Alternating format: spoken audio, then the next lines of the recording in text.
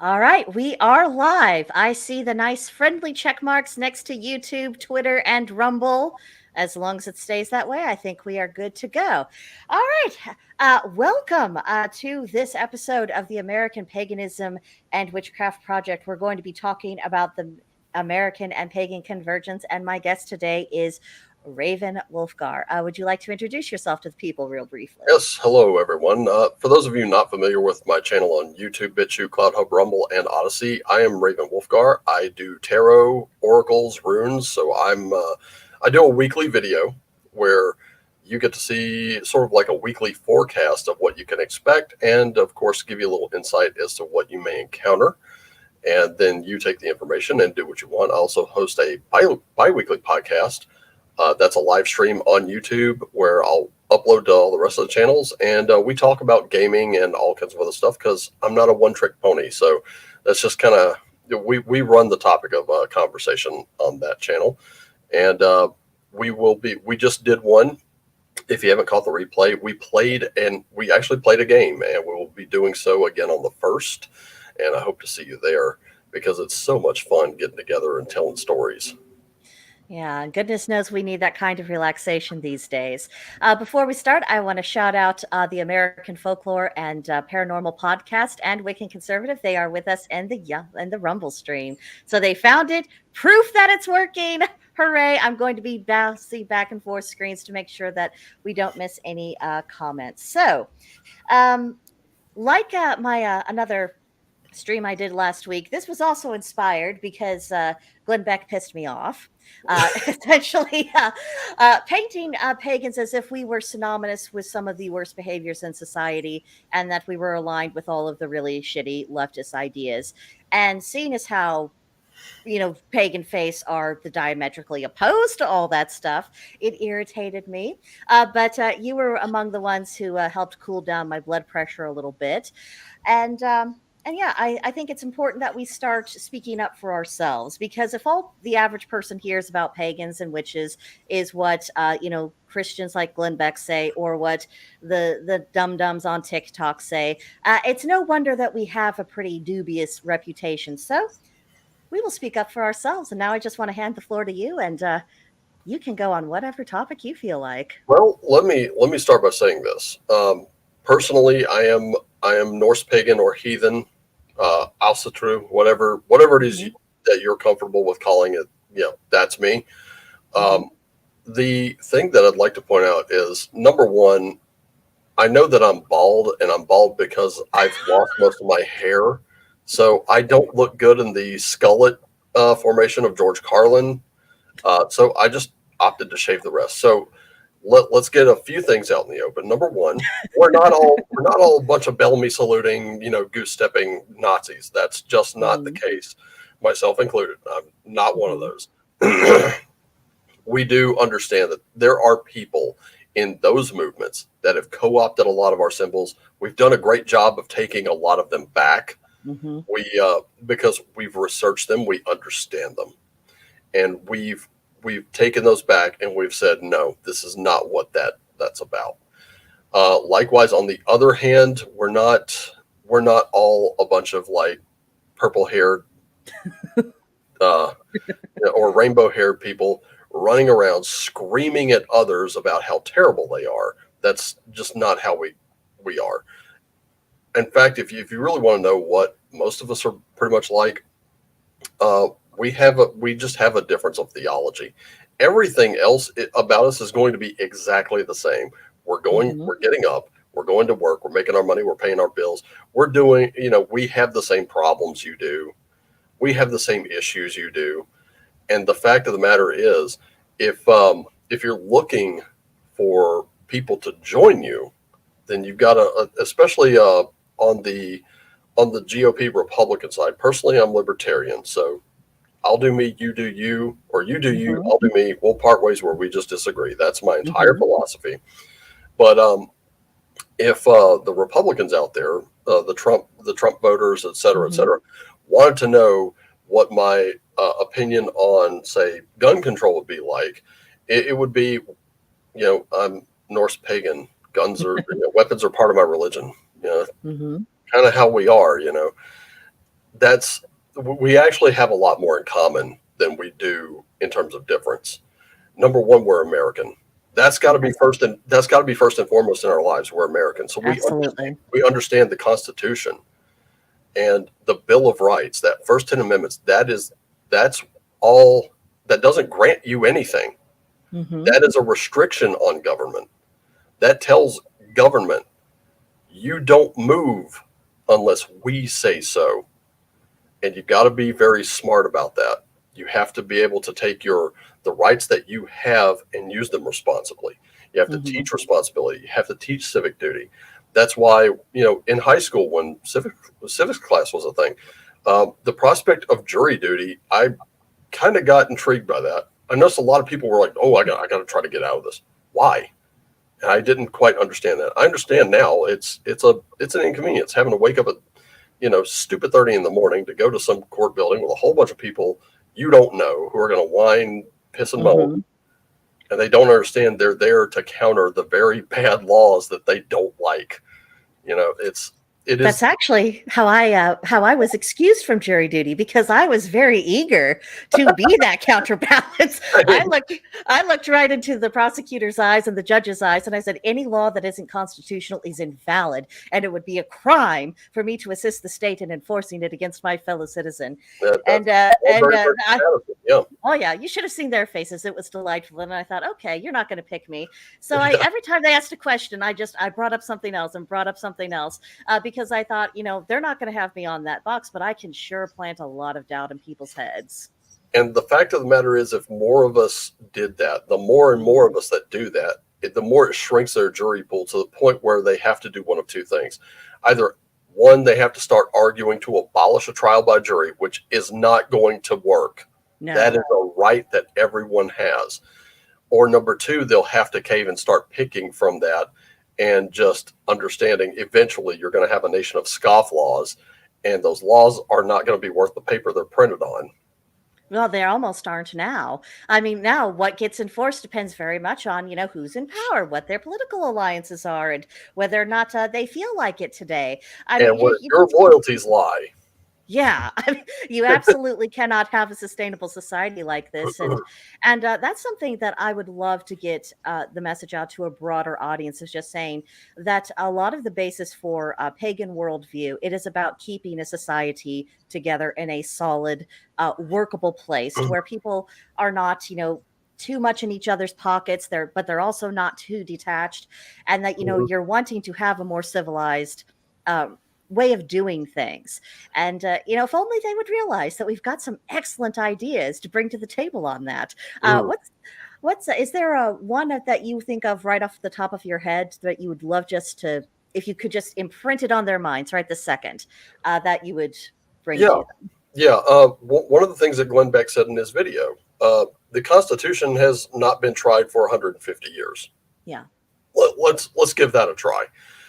And you see people just like twisting themselves into knots, absolutely going to the wall to try to prop up this illusory system that they think is sustainable. They think this works. The clowns are running the show. We never should have abolished the circus, because now the clowns have found new jobs in politics. And that's on both sides. We have seen it. This is a uniparty system, like it or not. I mean, they could put a letter next to their name, but they're all, it's like professional wrestling. This guy over here is feuding with this dude over here. They're pulling cheap shots on each other. Here's the big main event match at WrestleMania or whatever your preferred thing is.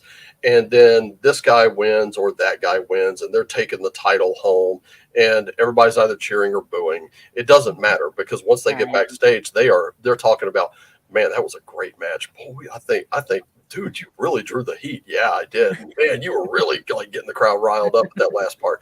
That's what they're doing. They are laughing all the way to the bank. No doubt about it. Yeah, it's sickening the way it's functionally an oligarchy at this point, or even an aristocracy. They truly do not understand it when they get genuine pushback from the citizens, which is why they react so pathetically when that actually does occur, and why they'll let their own ruffians go and everything else. It isn't just the fact that they're useful idiots, although that's part of them, but they're not threatened by those people. They are 100% disposable. And if any leftist comes across the stream, if you take nothing away and you turn me off right now, they are using you, and they will dispose of you when you have outlived that usefulness. And on the more of the patriotic side, they're like, I can't believe they dare. They actually believed it. They went to school and they believed what they were told about the country. Can you believe it? We've got to make this stop. We want serfs, by golly.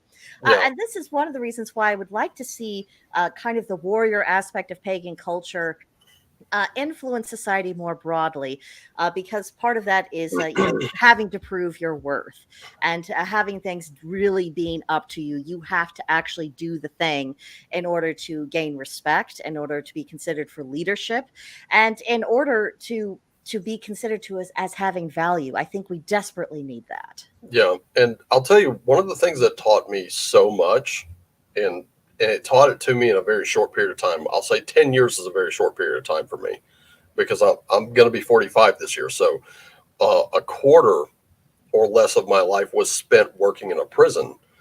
And let me tell you, you really do have to prepare, and I'm speaking to parents particularly, you have to prepare your children for the world that is, not the world that should be. The world that should be doesn't have murder, it doesn't have rape, it doesn't have violence, it doesn't have hatred and bigotry, it doesn't have any of that, it doesn't have Justin Bieber. So, but the thing is, that's not the world we have. What we have has all those things. You really need to prepare your kids for that world, but you also have to prepare them for, you know what, it's not all like that, but these are the things you really need to watch out for. And you have to prepare yourself for adversity, because the first time, if you prepare your kid for the world that should be, first time that kid runs into adversity, they're gonna buckle like a belt. They're gonna fold like a cheap pair of slacks, and it's not going to be good for them. It's no wonder many of the people around me have mental issues today. They have been told something's wrong with you, something's wrong with you, and this has been going on since the 90s. The 90s were great, but they weren't all that great. We had parents telling us something's wrong with you, something's wrong with you, something's wrong with you. The fact of the matter is, parents abdicating their duty to their children, that's exactly what got us here. We're just medicated away. Well, now you have generations of kids on these medications, and it's just royally screwing things up. And we do it in the name of civilization. But I want to bring to mind the words of Robert E. Howard. And if you're not familiar with Howard, he wrote the Conan the Barbarian stories, and I highly recommend you read his work. It's old. It's very old, but you can see a lot of the Western influence. So if you're into Westerns, this is going to be a fantasy series you will be able to relate to. But he, during a meeting between Conan and another character, he says, civilized man is often more discourteous than savages, because the civilized man knows he can be impolite without having his skull split as a general thing. Nothing will teach you that like a prison. That is a society within a society. And civilization, I can tell you, is a fragile construct. Look at, if you're in the checkout line anywhere, convenience store, grocery store, doesn't matter. Look at how people freak out and will put everyone else on hold over a difference of about maybe 50 cents because it will break down. They will have people angry at them. Case in point, we had an incident where I work. Dude came in not wearing a mask. Personally, I just didn't give a crap. I was like, do your thing, bud. One customer in line did take exception to it, started yelling at him about it. Guy told him mind his own business, and the customer rammed him with his own cart and nearly started a brawl. And that is just, we're so civilized, but we'll do things like that. If you want to be civilized, you're going to have to understand the barbarians are always at the gate, and barbarism will eventually win the softer you become. That's just how it is. It's a cyclical thing. It happens over and over again. And if you think it cannot happen here, well, then you're sadly mistaken.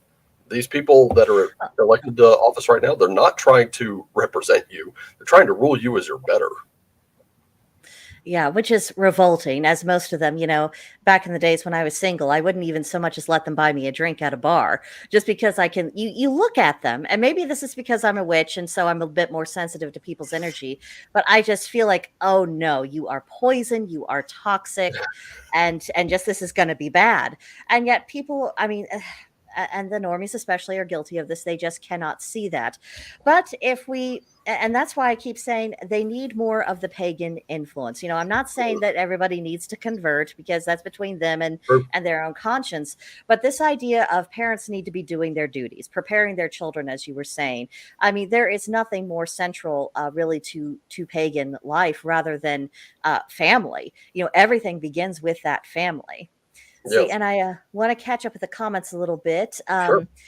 In reference to what we were saying about the Constitution earlier, Wiccan Conservatives pointing out that the Founding Fathers manipulated it almost immediately after draft. And I think that's important for us to Sure. address, because we need to acknowledge failures as they happen through history. Mhm. Um, what would you suggest as a remedy, since they themselves couldn't resist meddling where they shouldn't Well, have? where the meddling came in was Jefferson wanted, instead of life, liberty, and pursuit of happiness, he wanted the pursual and accumulation of property. Hmm. It was John Locke who wanted a, a pursuit of happiness in there. And to many, myself included, I don't fault you for going with either one. Really, to me, Hmm. they're both kind of the same. Um, for example, someone told me when I was into my crypto thing, which I still am. Hmm. Uh, I was going to spend 1 year just accumulating, and then I was going to stop and just kind of see where it went. And I was told by one person who was very deeply religious, money cannot buy happiness. And I was like, yeah, that's true. That is very true. I'm going to give you that. However, it can buy guitars, it can buy guns, and it can buy RPGs and video games. And that's, Hmm. to me, that's kind of the same thing. Okay. Because guess what? RPGs, I'll have my friends or my family around a table, and we're playing, we're happy, we're spending some quality time there. And it also teaches things. So for me, RPGs more so than video games. The guitars, that's something I can do. That's just something I like to pick around on. Guns, because occasionally I like to go blowing holes in things. That's just me. It I does don't relieve stress, in all honesty. it does, yes. And also, just for the record, sometimes playing with a little bit of tannerite does help too. It's very, very expensive. That comes from my trip back down south, 1st of March. It was a lot of fun. But yes, they also teach like things like RPGs and guns. They can teach responsibility too. Even something as simple as the old Swiss Army knife. Teaching Hmm. your kid to carry one of these. It's a multi tool. You don't use it as a weapon. You don't pull it out unless you need it.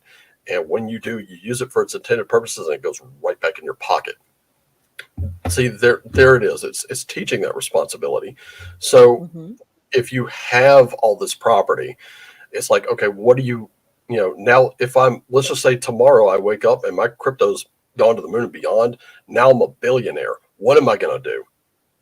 Well, for starters, Well, I'm going to get the hell out of this state, and I'm going to go back home. I'm going to, find some land. I'm going to build myself a farm. After that, I've got some friends. I would love to see their games get way more exposure than these big companies that are out there. Maybe I'll start a big company so that they can umbrella in and sell their stuff and get way more marketing than what they're getting. So help them out. But where it comes down to, and I had folkism explained to me like this, and this is a great way to explain it. You start with yourself. This is why I say hmm. take care of yourselves and each other. Hmm. You start with yourself, because if you're not in a good position, you can't help out anybody. Yeah. Take care of each other, because now you're enabling each other. This is not a one-way street. It works every way.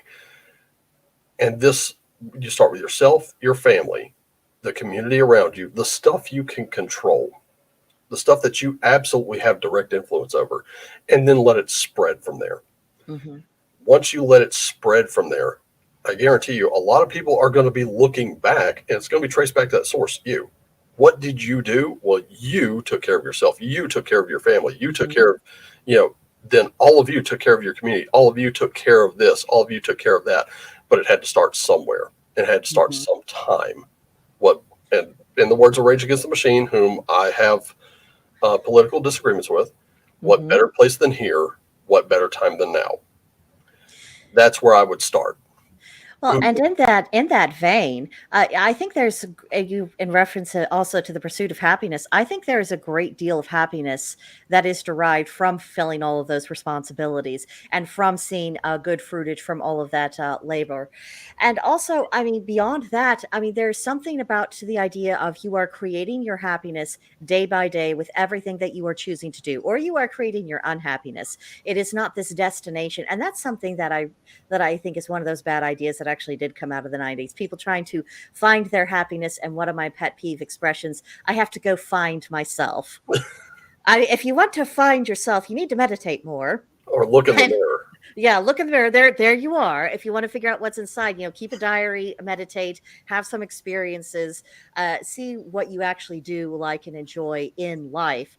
But just think about being a creator. And that's what I'm really disturbed about when I'm looking at our American society is I'm seeing very few people desiring to create. And the pagans who at least label themselves that way, that I do genuinely worry about, are also wanting to just passively consume rather than being part of that creating process. Well, speaking of creative process, I've talked about this on my tarot channel as well. And I've said this over and over again. Let's whatever your referent for divinity is, doesn't matter to me. I'm not looking for converts, and there's the key thing. I'm not looking for converts. I'm not here to tell you you're a bad person because you don't believe as I do. Right. We have some common ground. We all have a divinity or something to which we can aspire. Now, to me, my gods are flawed, and they know it. They don't pretend to be anything but. Right. That's the key difference. That's what attracts me to them. And they're not asking me to kneel in supplication. They want to stand by me and behind me as my friends. And I will honor them every day with my offerings at that altar, just because that's what we do. We're taking care of ourselves and each other. Now, we all have that divine spark in us, that little bit of them somewhere. And I'd like to point out something one of our own brothers has done. Patty created his own game. Yes, he did. Sent me 2 of these books. So I have one for me, one for the table. He also sent some miniatures, and I gotta repair a few of them, but and then paint them. But it's a little game where it's a little war game. It's a little skirmish game. So we have people doing that. Whether you're writing a fiction book, you're composing a game, you're composing a piece of music, it doesn't matter. It comes from that place. It reminds you of a time when you felt great, when you were younger. And of course, Josh is 100% absolutely right. When he says you have to have that energy, that money. That's why we don't see it as evil. Yeah. It's what you're doing with it. If you're just hoarding it, then what's it accomplished? Yeah, right. I can honestly say that's pretty evil. However, if you're seeing a problem somewhere and you're like, I got the money to handle that, and then you sweep in and you're like, okay, what do we like? For example, if you have someone who is a multimillionaire or billionaire, and they're just anonymously going to a place like, say, Abraham's tent, and they're meeting with whoever directs that thing, and they're like, what would it take to put you in the financial black solidly for 5 years? Get with me when you have those totals. And then they're cutting them a check for twice that amount. Jeez. And they're not saying anything. They're not letting the news in on it. They're not letting anyone know about it. The only people who need to know are this entity and that entity, and that's because we have to keep it above board. Here's the NDA. You don't tell anybody where this money came from except these people, because they're on a need to know basis. No one else needs to know. we'll have programs for these homeless people to re-enter society. We'll try to get them some training. We'll try to get them out there. Okay, I don't see that, but that is the type of character that I would look for in a multimillionaire or billionaire. Or they're saying, my friends are struggling trying to create their projects. What if I were to build a house that they could create and we could market them and finally start getting these people paid for their talents, for their abilities? Look at Tom McDonald. Tom McDonald built himself up from nothing. He's a multimillionaire now. He is going around using his influence to help veterans in need. And why we have veterans in need, I have no idea. That is something that pisses me off royally. But he's doing that, and I don't think he's doing it to show off. He's using his influence to do it. Yeah. I think that's great. He's not showing off what a great guy he is. He's obviously flawed. We all are. He's not pretending to be anything but. And he tells you in his music he's flawed. So when you see people like Al Gore, for example, oh, I'm donating this much to this charity. Okay, well, one nickel out of every one of those dollars actually went to the problem. Yeah. The rest all went to the CEOs. Why? How am I supposed to feel great about that? I don't. Well, and because that sort of thing plays it out in multiple organizations, it makes it so hard for people who would like to show generosity to others and who would like to help build each other up. And I don't know what organization I could even trust. And I want to get to Child of Ash 420. He was saying the community of all paganism has been picked apart until we were all solo practitioners.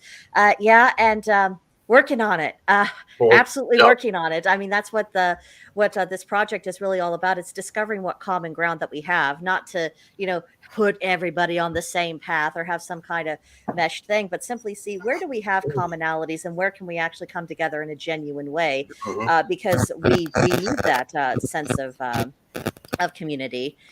See, and then he went on to say that this is what Tim Pool has done. Instead of building a fortune, he's built a community that's becoming an empire. And more power to him. I mean, he's definitely not the richest guy in the world, but I mean, he's certainly using his resources to try to create those changes that he wants to see. And we're caught up on Rumble. Okay. All right, nobody's getting ignored. Very good. He really is trying to be that change he wants to see, and that's why I respect him. Even if I don't necessarily agree with him 100% of the time, I am on board with what he's doing. So I don't choose to look at those differences there.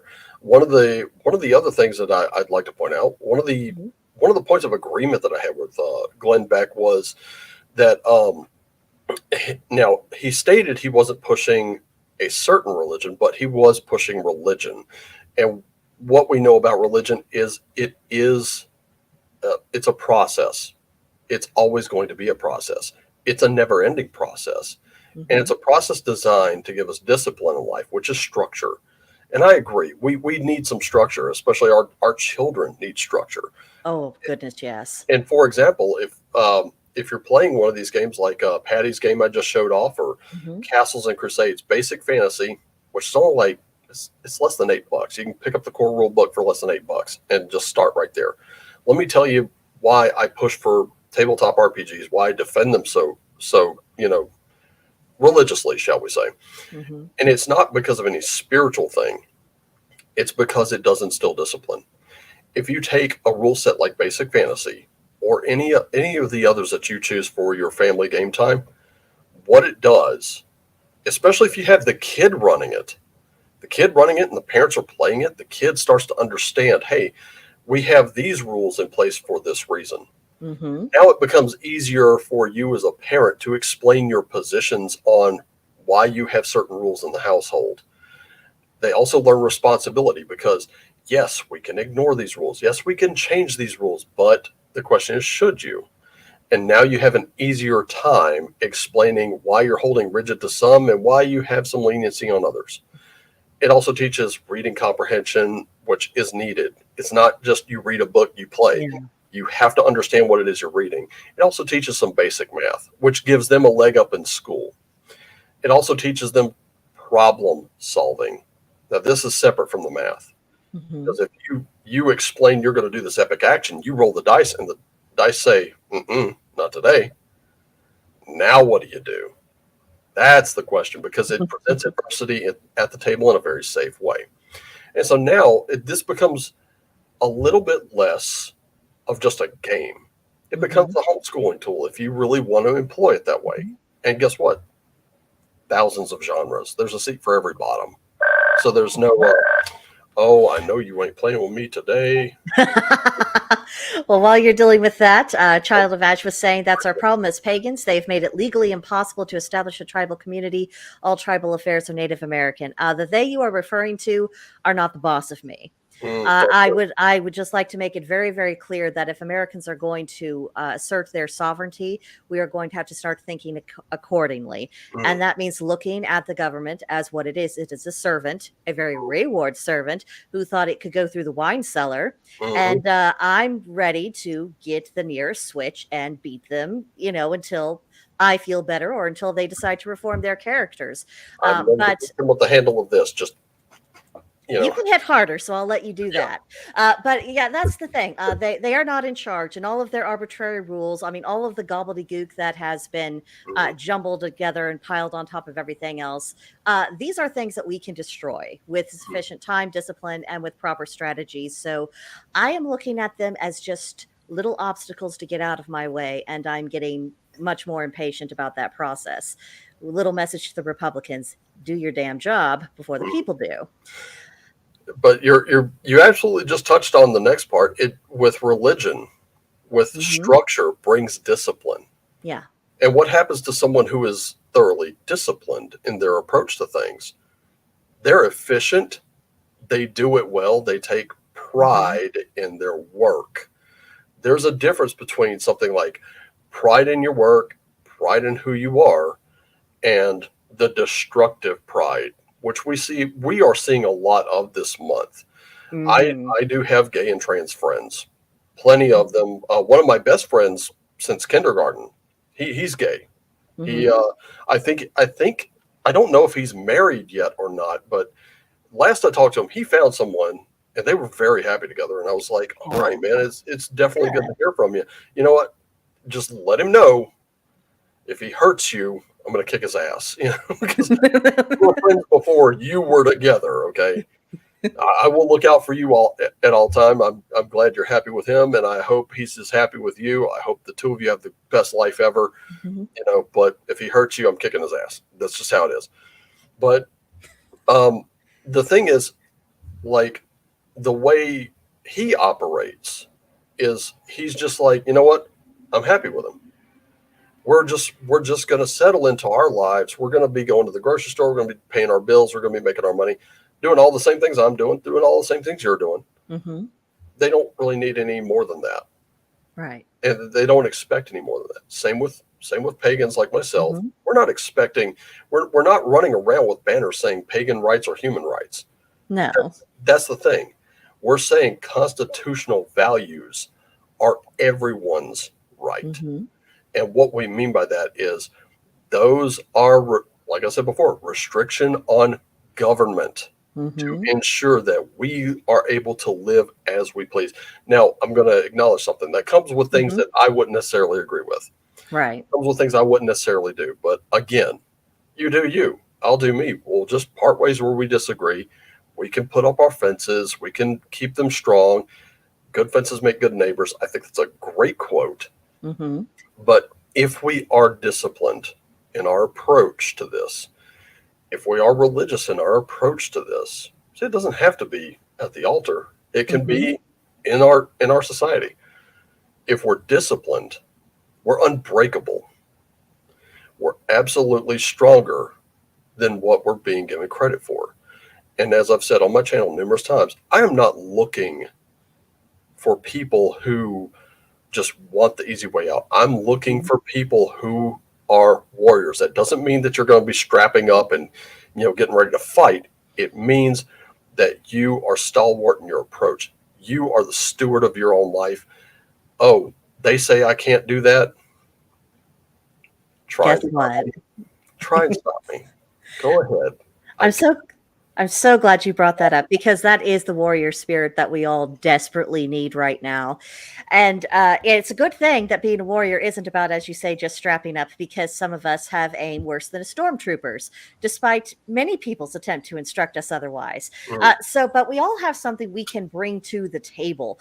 And I was actually reminded of a Thomas Jefferson quote I came across this morning. I'm just paraphrasing that. He was saying that people needed to see the effects of someone's religion, not in their words, but in their deeds, essentially. Yep. And since paganism is all about doing, I mean, that's why another reason why I've really encouraged people of, be brave, take those first steps, and just, live out your practice, live out your faith. People will figure out pretty soon that there's nothing harmful that you're up to.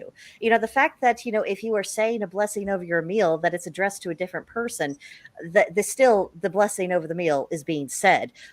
You might have a different reason for why you're holding yourself up to a higher level of conduct than maybe your next door neighbor, but they will see the benefits of your conduct and that you are self-regulating in that way. I mean, the walking the walk instead of just talking it. I mean, I think a lot of people are really sick and tired of the talk. Yeah. And when the talk doesn't get backed up by action, that's the problem. So with Glenn Beck's statements, I think where his worry really was, and I saw it because it was front and center. Christians these days, they're looking at radical Islam as a potential ally in their fight against the marginalization that is, and it is happening to them. Oh, it is. And I agree that it is. Yeah. I mean, they're just being ridiculed. They're being, name called. They're being, shouted down, made fun of, whatever. Yeah, they are being marginalized. I am not going to sit here and say, no, Christians can't be marginalized because they've been in power all this time. No. That just means that they're on their way down and easier to fall. I mean, exactly. And this is a point that nothing stays 100% in power forever, especially if you're not a steward of it. So they are looking at marginalization, and that's not something I'm going to celebrate. Not at all. If I'm not supposed to celebrate the marginalization of one group, I'm not going to celebrate it to the other at all. But now they're looking at radical Islam as this ally in their fight. And I'm thinking, this is what I've cautioned against numerous times: overcorrection.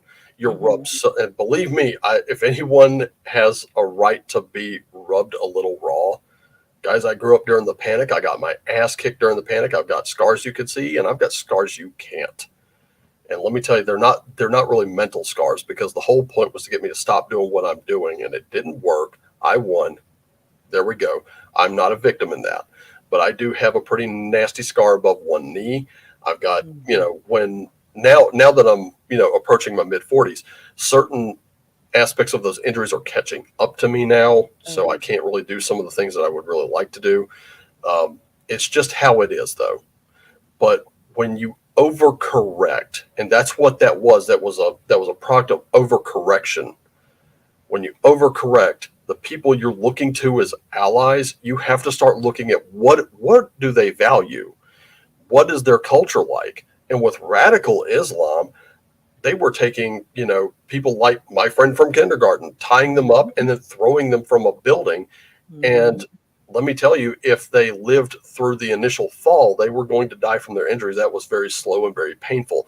I don't know that I would personally align myself with that, because that's the logical end conclusion. At first, your opposition seems sane by comparison to this one.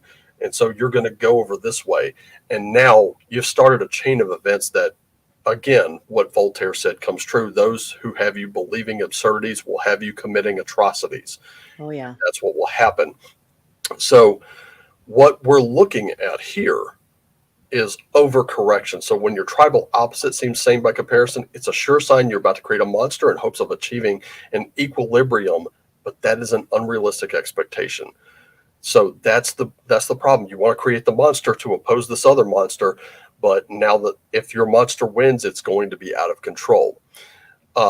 Trying the Constitution and liberty again, as they haven't been actually tried, I can agree on that. Yeah. I can agree that we need discipline, but we have to understand something. the supreme law of the land. That's what that Constitution is. It has to be applied equally across the board within reason. Mm-hmm. And getting to your earlier point, the pedophile that he brought up, the predator, Mm-hmm. that's just what that is. That is a biological male in a women's prison needs to be in a men's prison. I'm going to Absolutely 100% agree with that because I worked in one. So we did have fully intact males who were transgender in there. Let me tell you, they could fight. I bet they had to They- just to survive. Only a couple of times, I assure you. It's only a couple of times that happened. But I've seen things that I can't unsee. So in this particular case, this guy is a sexual predator. Mm-hmm. And his identification as trans, I think it's a little more than a smokescreen because he Yeah. knows once he's in a men's prison, he'll be a target. If word hits that walk, he's a target. So as a rule, just to kind of put this out there, we're never told what the inmates did Mm-hmm. or how long they're in for. And it's better that way because it keeps us treating every one of them exactly the same. If I won't do for one, I'm not going to do for the other. If I do for one, I have to do for the other. It's just the way it is. We have to be firm, fair, and consistent. Mm-hmm. So it doesn't mean they don't. That doesn't mean that they don't get out. They do. And if they do, you better believe there will be a thorough investigation to find out how, because someone will have lost life or limb or worse. So with this guy, he's doing exactly what no self-respecting, and that's the key term there, self-respecting pagan would ever do. Mm-hmm. What he's doing is he's identifying as trans to escape the logical conclusion of his actions. And then once he's in the women's prison, well, now he's going to go in, he's going to find another victim class and jump in to white knight it. And my question is, I would like to know where he is, and I would like to interview his fellow inmates and be like, what are your thoughts on this? Forget what he has to say. What are your thoughts? Because I guarantee you, when it comes to paganism and the practice of it, there's no prison on earth that's going to allow an athame. It's just not going to happen. That is, and they should not. I think it was Raymond Buckland's Big Blue Book that. Feel free to correct me if I'm wrong, chat. Whether you're on Rumble, YouTube, or Twitter, feel free to correct me. But even Raymond Buckland's Big Blue Book, which has sections on getting started, making your own items, and failing all else, if you don't have a wand, using your finger to direct energies. That is entirely possible. So this is where I kind of disagree with Beck. So he's like, they're asking for this, that, and the third, and I say no. And I'm like, wait a minute, hold on. You cannot argue that we need to return to the Constitution and then deny someone their constitutional rights, even if they are a smokescreen. Yeah. And even if, they are clear, I tend to think that this guy is playing at it, but you're absolutely right. I mean, and it isn't just the Big Blue that talks about you can use your finger. I mean, it's other Wicca 101 books. I mean, this is very basic stuff. I've lost count of the number of authors who have repeated that very thing. It's something that I've taught in my own online classes. So I mean, there's always a way around anything. And get right down to it. In order to practice paganism, there's no real way to stop someone. True. I mean, especially a creative witch. I mean, we can't deny the religious materials, aka the books. I think that's reasonable. Again, we're talking about being reasonable here. So can't be denied the books. He has to have at least, all inmates have to have at least one religious book. It doesn't have to be the Bible. Believe it or not, it can even be the Satanic Bible if that's what they want. I actually saw one in my entire career working in that prison, but it was nothing that I could take up because that's that guy's religious belief. So I can't really do anything about it. But at minimum, access to the books, access to the chapel for practice within reasonable times. But definitely, no, you're not getting anathema. You can make your own ritual items. And believe it or not, there are inmates who do hobby craft, like, building leather goods and things like that. He can ask for money from his family off the street. They'll put it in his account. He can go and purchase that. That's not an infringement on his rights to practice, because The practice itself does not require tools, it requires intention. So there's where I'm in just a touch of a disagreement with Beck. But and I can see a point that you made to me earlier where you kind of think that Beck is clearly indicating he's advocating for Christianity. To some speculation, I can agree with that. It's kind of that I know what he said, but I think we all know what he meant. But I can agree that there are those of us who need that framework and that ritual, whatever it may be, because we do things religiously all the time. Even if you're an atheist, you get up, you make your coffee, you go to the bathroom, you brush your teeth, you put on deodorant, you put on a certain suit of clothing for a certain day of the week, whatever, you watch a TV show, whatever it is, we do things religiously. We do them often. We do them on certain days. And that is something that keeps us in a structure. So we observe holidays, read books, listen to music, blah, blah, blah. Whatever it is, religion breeds discipline, and discipline is important, as many in our society just lack it these days. So I really don't think that Beck was making a point that the pedophile is representative of us, but I think there are people who will see that. I can agree there. And I urge people, seek out your own spirituality, question even the things that you believe, because if you don't, then they're not honest. I have to do it every day. So when we have discipline, we have focus, we don't lose sight, and we don't overcorrect. And I think the closing quote that I used from my article was a quote from J.R.R. Tolkien, which said, and this is one to keep in mind when it comes to the guy we just talked about, evil cannot create anything new. They can only corrupt and ruin good forces, that which good forces have invented or made. And I think that's the real evil that Beck is pointing out, because as a society, we are becoming more and more corrupt. But here's the bomb that I promised everybody I was going to drop a bomb on you. And it's a big one. Go get him. Yeah, here it comes. This is the nuke that I'm about to give you, because the first time I listened to this book, I had to go back and listen to this like 3 or 4 times. I'm standing in the middle of the sidewalk listening to this, and it will always ring true to me. And I can kind of understand why some people will have a problem with this particular book. This comes from Galina Kraskova's A Modern Guide to Heathenry. I do recommend it. It's a very inexpensive book on Amazon Kindle. That's what I'm going to be reading from right now. I don't have a hard copy yet, but here it is. And this is from the section called Huger, or the intellect. So the Huger is our intellect, our capacity for rational thought. The part of the soul matrix gives us our ability to make sense of our experiences. It enables us to learn, grow, process our interactions with each other and with the world at large. This capacity for rational decision making enables us to live rightly and choose to impact our communities in a positive way. Our consciousness is, just like the animating breath, or ansus, a gift from the gods, in this case, Hornir. Our capacity for thought allows us to decide cleanly, to turn our lives to our gods, to make choices about how we will live in the world and what kind of person we shall become, what kind of world to create. There is tremendous beauty and profundity in the way we were designed, in the power of our minds to reach out to the gods and experience in some infinitesimal way all that they are. We connect with the mysteries of creation every time we make a decision that aligns us with our gods against entropy, despair, and the empty promises of modernity, monotheism, and Marxism. In some respect, we are called to be co-creators with our gods. Not that we have a hand in creating the worlds, but we can again and again align ourselves with the primordial acts of creation. By aligning our minds and hearts and wills with our gods, we participate by consciously choosing to order our values as polytheists, no small thing. That is beautiful. Yeah, and I would, like yourself, I would really question someone who took issue with that.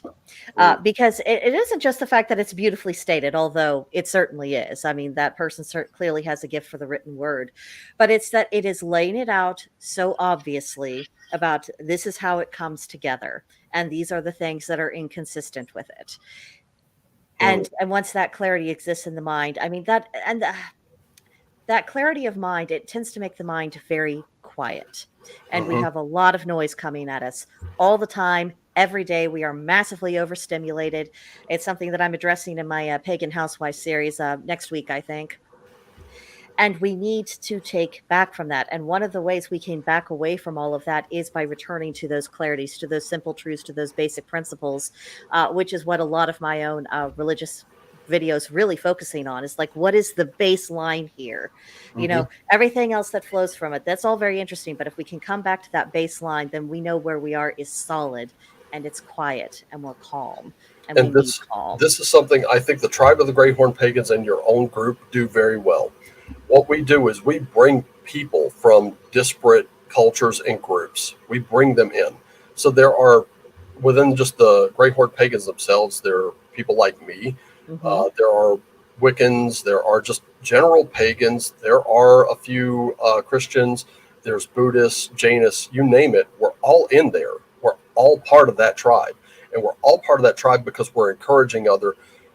Look at your ancestry. Seek the lore, whether it's folklore, fairy tales. That's all the same thing to me. And I love me some fairy tales. I love me some folklore.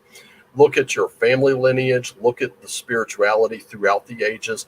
Go find where your starting point really was. Understand what it took to get you here, and then go and spread that, because that is cultural identity. And when you have your cultural identity from your own line, you can still bring, it doesn't matter whether you and I are different. It doesn't matter whether I come from a Celtic background, you come from a Welsh background or a Norse background, or even an African background. None of that matters. Even people who come from the Shinto line of the Japanese, the Swedish Rus, which we know today is the Russians, it does not, none of that will matter. We will all be bringing something to the table. We'll all find that common ground. When we find that common ground, we build a foundation that can't be taken apart. You could take apart the house all day long and we'll just rebuild. That's how this works. And when you have your cultural identity, you will have a pride in your own culture. You will have a pride in who you are. When you can look yourself in the mirror and go, for all the mistakes that my ancestors made, they did some things right, and that's what I'm going to take. I'm proud of that. I'm proud of you in the mirror. You rock, you rule. Now, guess what? There isn't any of that mental issue anymore. Yeah. You're not being broken or stripped of your identity. And not being shamed. And for things you've never done. And not having an identity thrust upon you. Yeah. That's the most important thing. No one will be able to do that. You will be unbreakable. You'll be a warrior, especially if you're disciplined and reasoned in your approach. So it has nothing to do with me being white or with someone else being black or with someone else being Hispanic. What it has to do with, are you a good person or are you a total piece of shit? Simple as that. If you can get to where, it's okay if you're a total piece of shit. Just do better. That's what we're urging you to do. Get that sense of true self, not that sense of, this is who you are. We are the talking heads on. Hi, we're on TV and you're not. And guess who you are today? I said your today, or I said your crayons today, or something like that. Or I said you're an ally. And understand, ally is nothing more than a euphemism, because that is their way of saying, you may understand us, but you'll never be one of us. And the first chance we get, we're going to throw you under the bus. So help us reach our goal. Yeah, that's what it is. You are beneath us. You are a useful tool, and that's all you'll ever be. And if you're wearing shirts that say something like "Proud Ally," I don't know how much pride you can take in that. That is the destructive pride. Having pride in who you are, having pride in your ability, having pride in your work, your skill, your ability, they will always increase as you're willing to grow. As long as you're willing to help someone else grow. Growth is all there is, ladies and gentlemen. Because aside from that, there's no stagnation. There's only regression. I remember you mentioning that in a recent tarot reading, and that's one of the phrases that really stuck in my brain. And the one good thing, if anything good came out of this toxic focus upon identity, is that it has jump-started the natural and the healthy response of, okay, what is actually our identity? And we're not just taking it for granted anymore. And as Americans, we have this very complicated history.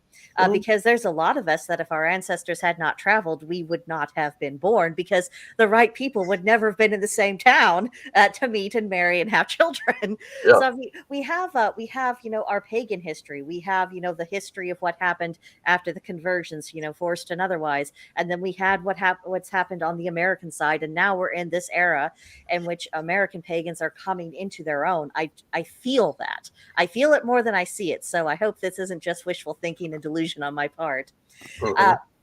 But we have a lot of texture to it. It's a complicated tapestry, but it's something really beautiful, and it's unique to us. And we are the generation that is really pioneering what that ultimately means. So, I mean, when I say I want to hear from people, I want to get people's impressions, what their takes on this, I genuinely mean it. I'm doing everything but begging, and I'm a Leo, so I'm not going to beg. But I will plead most insistently. If I could bring you all brownies and cookies to get you to the table, I would absolutely bribe you in that way, because I think it is that important for us to cleave onto the sense of who we are and have it being this good thing. Well, the final point I'd like to bring up, because I know we only have an hour, we're closing in on it now. If you're a parent and you really wanted to teach your children about what your culture or cultures, these days we have a mix of cultures in one person. Oh yeah. I mean, myself, I'm Scandinavian, Irish, Scottish, so definitely Northern Europe all the way. But they were different tribes. they were much different tribes, and at least two of those tribes intermingled. The Scandinavians did move into northern UK and Ireland, and they settled in. After all the raiding and stuff, they settled in. They intermarried. So that's how I ended up with it. Am I proud of that? Yes. Why? Because it took all of those people to put me and my little brother and my little sister here. So why would I not be? There's no shame in that, and I refuse to be ashamed of it. But if you really want to teach your children about that, guess what? And I'm not being paid to say this. I'm just telling you exactly what's going on. Rather than just thrusting a book into your kids' hands, there's a game called Castles and Crusades by Troll Lord Games. They have an entire mythology series. It's in the For the Player section of their website. They have Codex Celtarum, Slavorum, Classicum, Egyptium, Nordica, and Germania coming soon, Sonarum. That is Greek, Egyptian, Norse, Germanic, Celtic, and Chinese culture. There's tons of that kind of thing out there.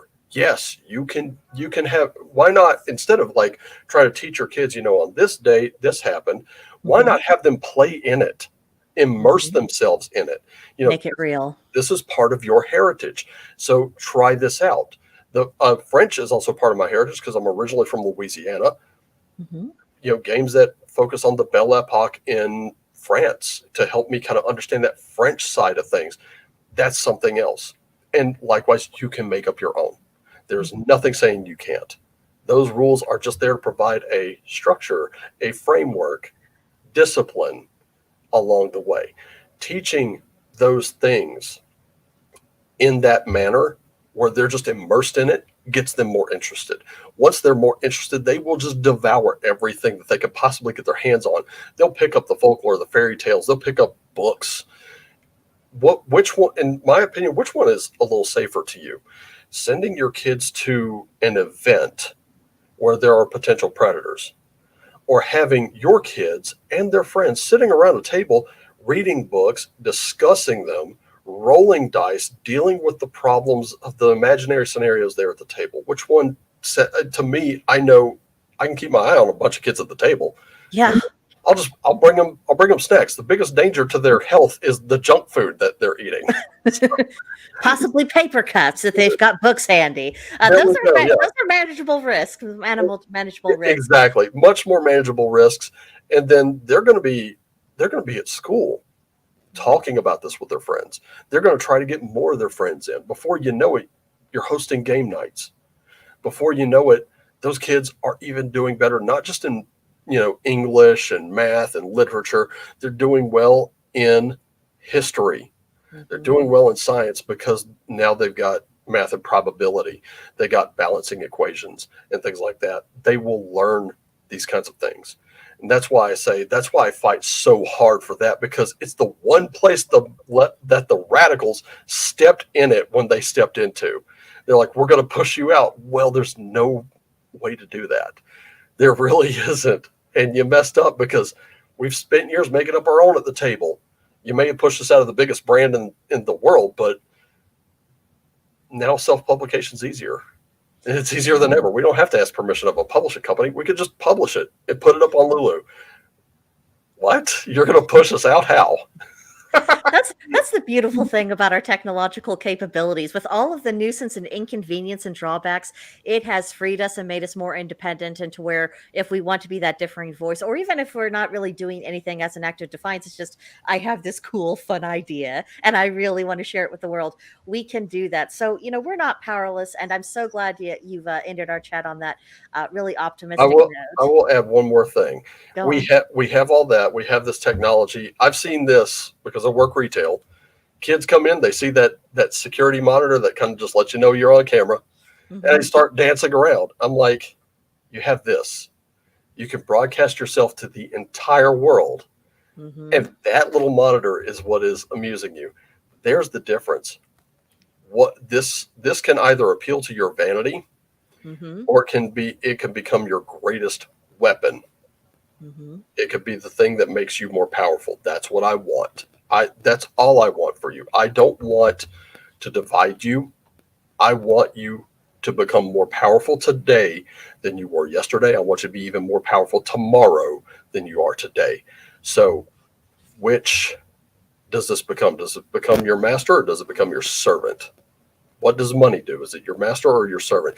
You're going to have to make those decisions.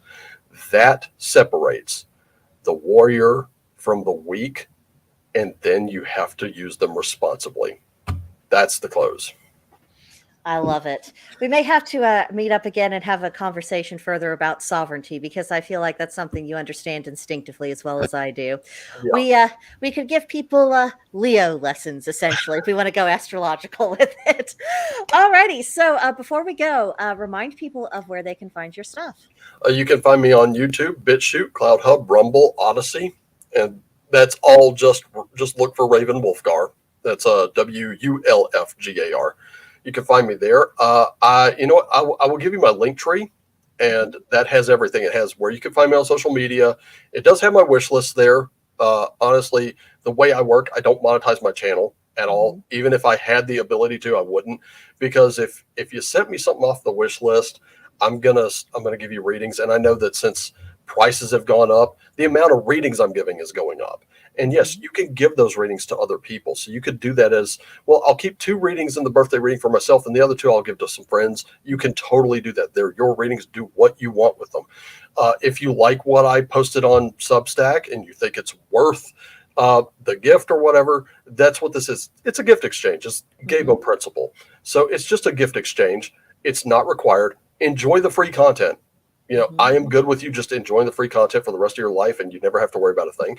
And then if you want to come hang out with me, you can check out my link tree. That's always going to be in the description of every video I put down below. It's the first link you get, and you can just come hang out with me. And ask me anything, because I'm not afraid to answer. And if I find out I'm wrong, I'm not afraid to print a retraction. So go right ahead. But yeah, you can reach me on Twitter, MeWe, Minds, Cloud Hub, Rumble, YouTube, BitChute, Odyssey, the works. The only thing I don't post to BitChute is my live streams, because the file size is too big. That's it. But yeah, come find me, come hang out with me. And, if you have any questions, whether it's about religion, games, or just music, whatever, I'm not a one-trick pony. Come in and talk to me. It's all good. Fantastic. And special shout outs to American Folklore and Paranormal Podcast, Wiccan Conservative, and Child of Ash. You guys have been with us through this entire stream. I've really enjoyed your company. Thank you so much for being here. I want to apologize to Child of Ash. I wasn't able to address all of your comments today. Some of them were veering off into other topics, but there will be other days, and hopefully we will be able to revisit some of those subjects. Save them. Yeah, absolutely. And as always, I'm always available on Gilded. That is by far the best way to get in touch with me. And especially anyone who wants to collaborate, start shouting at me there, have some conversations with me. I like to get comfortable with people before I have them online, because this is the internet and you never know what people are complete lunatics. So that's just my own self-serving vetting process. So yeah, but definitely reach out, and if I think we can have a good conversation, I'm open to having pretty much anyone on the show to talk on a variety of topics. But that will do it for now. Links in the description box below, and including to Raven's YouTube channel. I've got the links of all associated content creators from the Gilded Group, so there's a lot of people for you to check out. Definitely give them some love, and come back next time I'm streaming. Bye, everyone.